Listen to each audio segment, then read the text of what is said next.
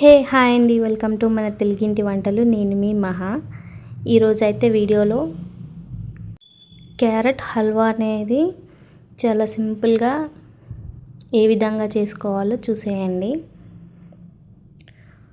And ప్రాసెస్కి వెళ్తేనైతే first carrots అయితే తీసుకోవాలి.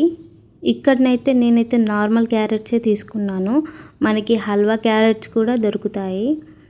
అవి కొంచెం చిన్నగా సన్నగా, కలర్ అయితే ఇంకా కొంచెం రెడ్ కలర్లో అలా ఉంటాయి, ఆరెంజ్ కలర్లో ఉండవు. బట్ నేనైతే ఇక్కడ నార్మల్ క్యారెట్స్ అయితే తీసుకున్నాను 2. ఇంకా వీటిని అయితే పీల్ చేసి సన్నగా తురిమి పెట్టుకోవాలి పక్కన. అండ్ నెక్స్ట్ అయితే ఒక బౌల్ తీసుకొని 2 టేబుల్ స్పూన్స్ అయితే నెయ్యిని వేసుకోవాలి. అండ్ దీంట్లో మనం సన్నగా తురిమి పెట్టుకున్న బాదం, పిస్తా, జీడిపప్పు వేసుకొని ఫ్రై చేసి పక్కన పెట్టుకోవాలి. దోరగా ఫ్రై చేసుకొని పక్కన పెట్టేసుకొని ఇదే కడాయిలో మరో 2 టేబుల్ స్పూన్ అయితే నెయ్యిని యాడ్ చేసుకోవాలి.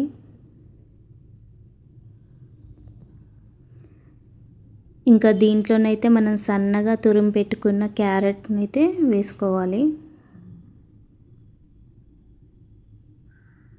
కంప్లీట్గా క్యారెట్ మొత్తం వేసేసుకొని ఇంకా దీన్ని అయితే ఫ్రై చేయాలి. ఆల్మోస్ట్ ఒక 20 మినిట్స్ అయితే మనకి పచ్చి వాసన పోయేంత వరకు అయితే మనం దీన్ని ఫ్రై చేస్తూ కలుపుతూ ఉండాలి. లో టు మీడియం ఫ్లేమ్లో పెట్టుకుంటూ మనమైతే దీన్ని కలుపుతూ ఉండాలి ఒక 20 మినిట్స్ అయితే, పచ్చివాసన పోయేంత వరకు. నెక్స్ట్ అయితే ఇలా అయితే అవుతుంది అన్నమాట.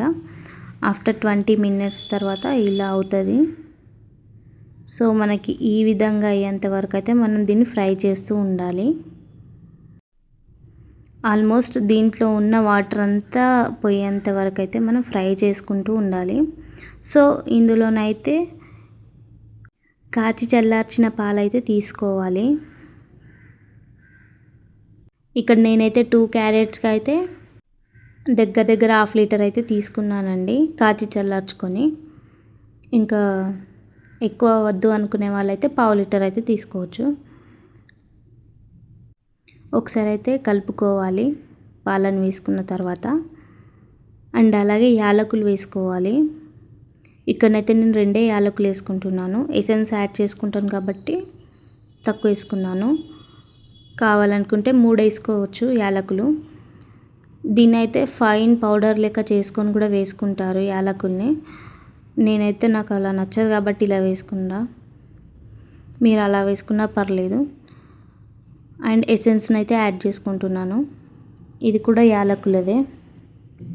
అండ్ ఒకసారి దీని అయితే బాగా మిక్స్ చేసుకోవాలి. మనకి పాలు కూడా మొత్తం ఆవిరయ్యేంత వరకు అయితే లో టు మీడియం ఫ్లేమ్ పైన అయితే బాగా మిక్స్ చేస్తూ ఉండాలి. క్యారెట్ హల్వా అనేది మిక్స్ చేయడంలోనే ఉంటుంది కంప్లీట్గా. ప్రాసెస్ అంతా మిక్సింగ్ పైనే ఆధారపడి ఉంటుంది. దీన్నైతే వన్స్ మనం హై ఫ్లేమ్లోనైతే పెట్టి పక్కన జరిగితే మాత్రం మొత్తం అడుగంటుతుంది. సో కాబట్టి మనం దగ్గరే ఉండి మీడియం టు లో ఫ్లేమ్ పెట్టుకుంటూ మిక్స్ చేసుకోవాలి. మాడిపోతే మాత్రం టేస్ట్ పోతుంది. ఇక్కడ నేనైతే ½ కేజీ షుగర్ని అయితే యాడ్ చేసుకుంటున్నాను. మీకు మీ స్వీట్కి తగ్గ షుగర్ని అయితే యాడ్ చేసుకోవచ్చు. మనకు ఒకసారి అయితే దాంట్లో యాడ్ చేసాక అర్థమవుతుంది అంటే ఎంత తీసుకోవాలి అనేది. మీరు ఎక్కువ తింటే ఎక్కువ తీసుకోవచ్చు స్వీట్. సో దీని అయితే బాగా మరగనివ్వాలి, మిక్స్ చేస్తూనే ఉండాలి. సో ఇలానైతే ఈ కన్సిస్టెన్సీ వచ్చేంత వరకు అయితే బాగా మిక్స్ చేస్తూ ఉండాలి. కంప్లీట్గా మనకి క్యారెట్ అనేది ఇక్కడ కనిపించకుండా షుగర్ అనేది డిజర్వ్ అయిపోతుంది మొత్తం క్యారెట్లో.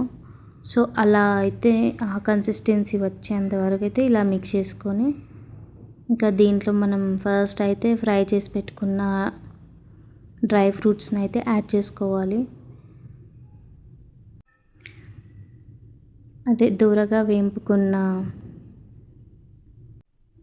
డ్రై ఫ్రూట్స్ని అయితే యాడ్ చేసుకొని ఇలానైతే ఒకసారి మిక్స్ చేసుకోవాలి. సో ఇంతేనండి, 2 టైమ్స్ అయితే బాగా మిక్స్ చేసుకోవాలి. ఇలా 2 సార్లు కలుపుకున్నాక దీన్నైతే మనం సర్వ్ చేసుకోవడమే అంతే ఇంకా. సో ఇలా అవుతుందండి, కానీ టేస్ట్ అయితే చాలా అంటే చాలా బాగుందండి. ఇంతేనండి. ఈ వీడియో కనుక మీకు నచ్చినట్లయితే please do like, share and comment. Please subscribe to my channel and ఛానల్కి వెళ్ళి చెక్అవుట్ చేయండి. మంచి మంచి వీడియోస్ అయితే అప్లోడ్ చేస్తాను. ఉంటానండి.